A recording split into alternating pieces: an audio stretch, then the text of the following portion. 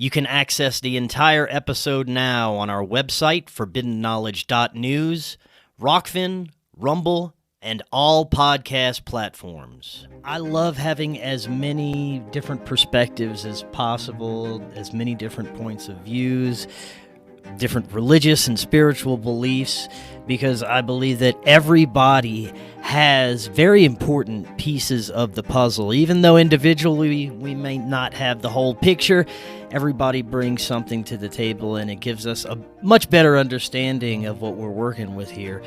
So where should we start with your theory about the speed of light? Tell us how you stumbled upon this. Sure. So the way I stumbled upon it was I was doing some study into the book of Genesis. You know, that's kind of where we start. I have a group that I do studies with, and we were just talking through it, and we just discovered that the book of Genesis is it's the only book that was directly dictated by Jehovah, by the God of the Bible, to Moses, and everything else after Genesis is really a commentary on Genesis. So the whole story is right there, you know, from the creation narrative through the fall of humanity and the fall of entities we call angels, which more accurately Elohim. And I think I mentioned this the last time I was on your show, because I don't like using the term angel, because angel is not it's a job title. Angel comes from the Greek angelos, which just means messenger. And yes, some of these entities, you know, delivered messages, but that's not who they are. The term is Elohim, and Elohim is translated God, G-O-D in English, but it's kind of an unfortunate translation because it leads people to believe that, or some people to think that there may be like multiple gods who are on par with the God of the Judeo-Christian God of the Bible. No, so Elohim is a term of residency. So if your residency is in the spiritual realm, you are an Elohim. If your residency is on this material plane, you are called man. And of course, the entity we call God, and I prefer to use the term Jehovah. You know, basically, that's the name, Yahweh, Yahuwah. I just use Jehovah, which is the German transliteration because it's just easier for you to pronounce. So Jehovah is an Elohim, and there are other Elohim, which we call angels, again, because they reside in the spiritual realm. So it's like saying, you know, I'm an American, but that's not my name. That's where I reside. And say the president of the United States is also an American, but we have different levels of authority. So Jehovah, Elohim, highest authority. Other beings in the spiritual realm are also Elohim. So anyway, the point is so Genesis basically lays everything out. And if you understand what goes on there, then you can really understand the rest of the biblical narrative, the story that Jehovah has given to humankind to help us understand him, because the beginning of what he did and what he wants from us is all there. So in the beginning, he creates the spiritual realm and the material realm. And his goal is, the reason you would create other intelligences, there's only one logical reason you would create other beings with intelligence, is because you want to interact with them. You want to interact, you want to share their experiences. And that's why Jehovah created the Elohim and humanity. But he had a plan for each one of these realms. And the plan for humanity, which you saw initially with the Adam and Eve narrative, was for humanity to rule the earth and to make the earth like Eden, you know, be fruitful and multiply. He told them to go out, have kids, make more humans. And during the day, we were to, you know, rule the earth as his image bearers. It says, you know, when it says we're made in the image of Jehovah, it means that we bear his image, and which means that creation was to obey Adam and Eve the way it obeyed God. And then in the evening, in the cool of the day, we would walk with him. And walking with him doesn't mean just like physically walking. It means deep, intimate sharing. So humanity was meant to rule this earth and then have spiritual intimacy. And Eden had all the perfect provision and all that. Of course, as we know the story, the humanity fell. And then the rest of the Bible is really all about the efforts that Jehovah is making to get us back to that state, which is what occurs at the end of Revelation. So back to where the speed of light comes in.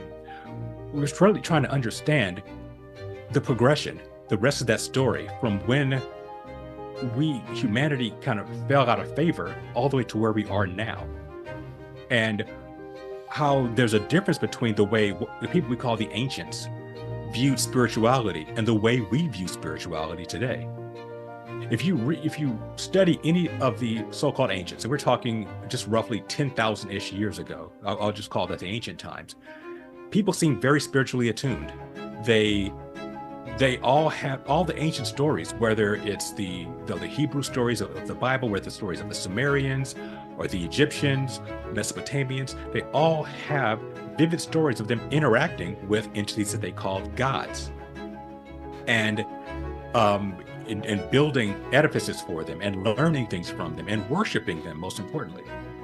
But of course, today, we know we don't believe any of that. We're more focused, at least as far as the leadership of this world is concerned, we're focused on the scientific aspect, that we can explain things through the Big Bang and evolution and so forth and so on, and we've kind of left spirituality behind.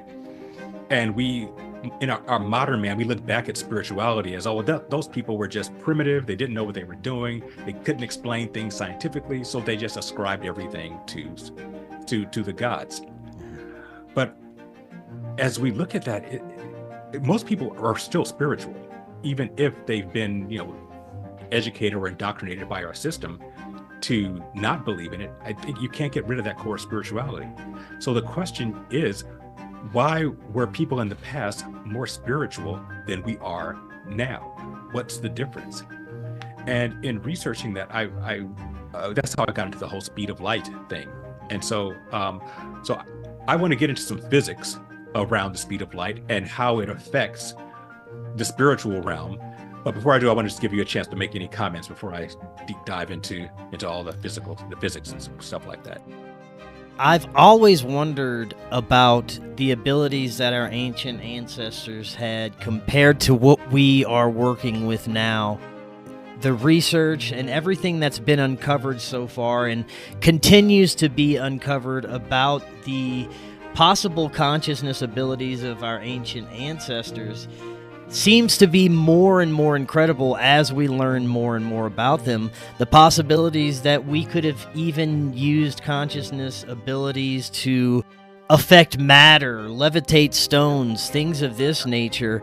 I've always been interested in this, and there's many different theories as to why we could have lost that, and this is a new one for me, so I'm very interested in hearing more. Yeah, totally. We're going to get into that because I have some interesting theories about that I've spoken about in some other podcasts, and I want to talk about on this show, because some of the things we're talking about, how these edifices were built, the pyramid, Göbekli Tepe, some of the things we see in Easter Island, in Peru and Chile. Mm-hmm. Very, very interesting stuff. So let's get into the physics of the speed of light. So up until about 1700s, the speed of light was considered to be infinite, instantaneous. You see light, boom, it's there. It does not have a discrete speed. However, in the 1700s, a Danish astronomer by the name of Ole Romer, when he was doing some observations of the moons of Jupiter, he discovered through his observations that the speed of light, that light does have a discrete speed. And he published some papers on that. And of course, as usual, he was rejected, because anytime you go against the scientific community, you would think that they'd be more objective and open to new ideas, but it turns out that scientists are just as dogmatic as any red-faced Bible Belt preacher. If you say something that does not agree with their point of view, you get excommunicated, essentially. And a lot of the great scientists who have made these discoveries aren't even acknowledged for what they did until they're long dead. And it was the same thing with Ole Romer. When he said, hey, light has a discrete speed, they said, no way, dude, you're insane. We know it's instantaneous. It's infinite, off you go. And of course, eventually they had to be dragged kicking and screaming to the idea that yes, light does have a discrete speed, and that speed is about 186,000 miles per second. So what that did was revolutionize physics. Because again, if the speed of light is infinite, you can't measure it. You can't measure light. But if it has a discrete speed, 186,000 miles per second, then not only can you measure it, you can apply the science of mathematics to it, and you can start making predictive models. And this discovery, again, revolutionized physics and gave birth to where we are with our modern physics.